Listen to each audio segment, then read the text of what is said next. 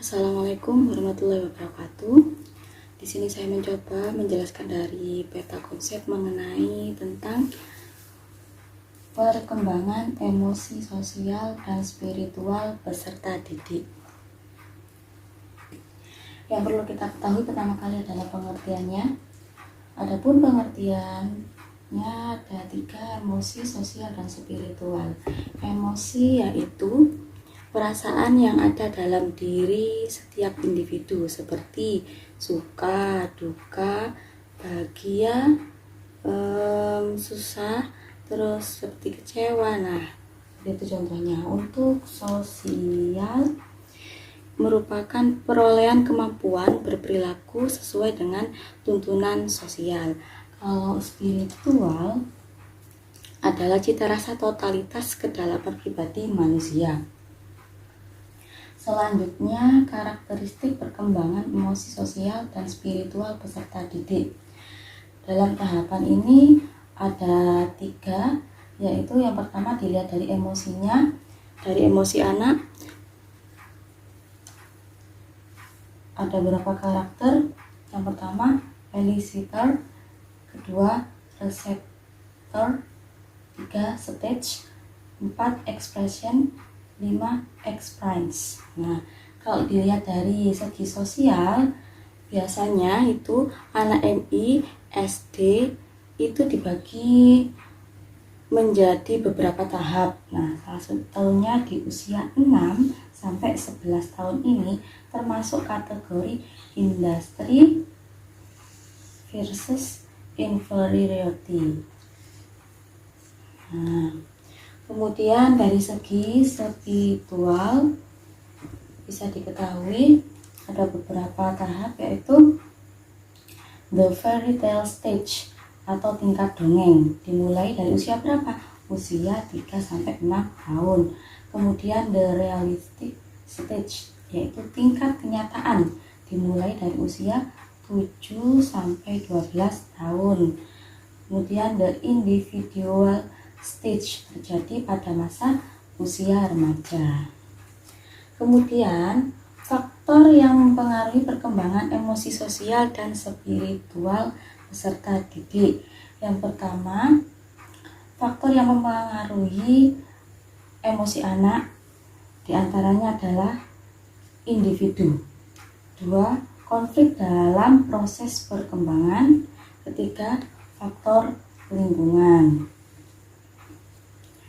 Selanjutnya dilihat dari sosial, ada individu, lingkungan keluarga, yang dilihat dari luar rumah dan pengalamannya sendiri tentang sosial.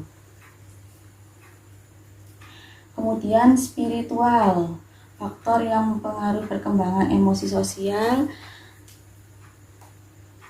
dan spiritual peserta didik. Dilihat dari spiritualnya ada lingkungan keluarga, ada lingkungan sekolah, pengaruh dari lingkungan pergaulan, lingkungan masyarakat, faktor hereditas, tingkat penalaran, yang terakhir adalah teknologi. Adapun untuk implikasi perkembangan emosi sosial dan spiritual peserta didik itu bisa dilakukan dengan cara mengajak anak untuk belajar mengembangkan kesadaran diri.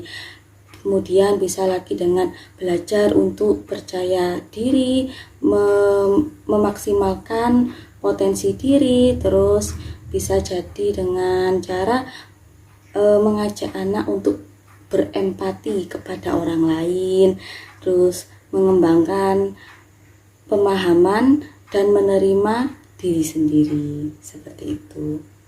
Di sini saya mengajak salah satu siswa saya yang berjenis kelamin laki-laki, inisial S, kelas 4, umur 10 tahun. Siswa ini tergolong siswa yang mampu dalam bidang kompetensi pelajaran di kelas.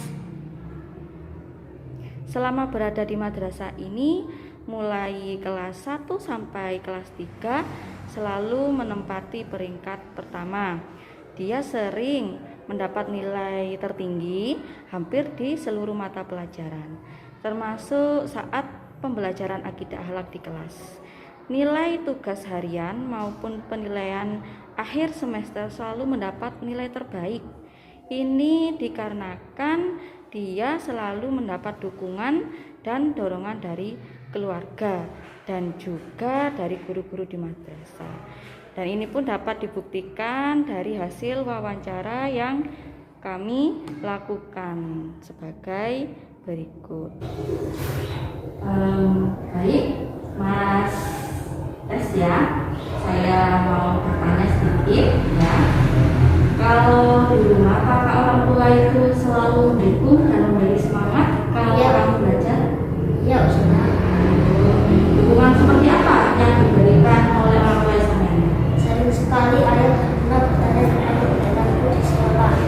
Jika saya dapat nilai bagus, saya dapat ujian.